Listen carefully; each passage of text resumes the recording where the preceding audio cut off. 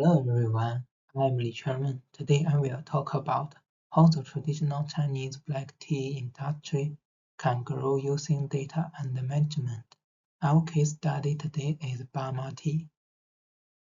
Small companies are very important for the economy.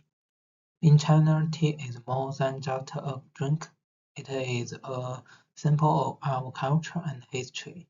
Burma Tea is a leader that shows how a local brand can become a big national brand while keeping its traditional roots. In management, we can see a tea company as an open system. Input: we put in tea leaves, money, and the skills of tea masters. Transformation: we change raw leaves into high-quality tea through traditional steps like fermentation, output, and feedback. We sell the product and the tea culture experience. Then we listen to customer feedback to improve our next step. Look at the numbers. Burma Tea's revenue grew from 1.8 billion in 2022 to 20.1 billion in 2024. They now have over 3,500 stores. This growth gives them a lot of data. By tracking store visitors, they can understand what young people like to buy. There are changes.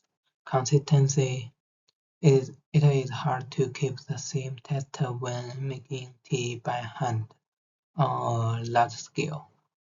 For competition, marketing costs are going up. For young people, prefer easy and faster products, and not enough young people want to learn the traditional skills. To solve these problems, I identified 5 key categories of data we must track. First, we need to look at both online and offline sales. This helps us to know which product is popular. Second, we must record how we make the tea. Without this data, we can't keep the same quality and the traditional skills will be hard to copy. Third, we check social media and customer reviews. This helps us make tea culture more interesting for young people. Fourth, this is the most important, we need to track the training of our workers. We must make sure the skills of the old masters are passed down to new employees.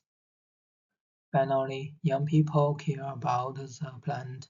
We need to check water use, recycling, and how much money we help local farmers earn. This makes our brand more respected.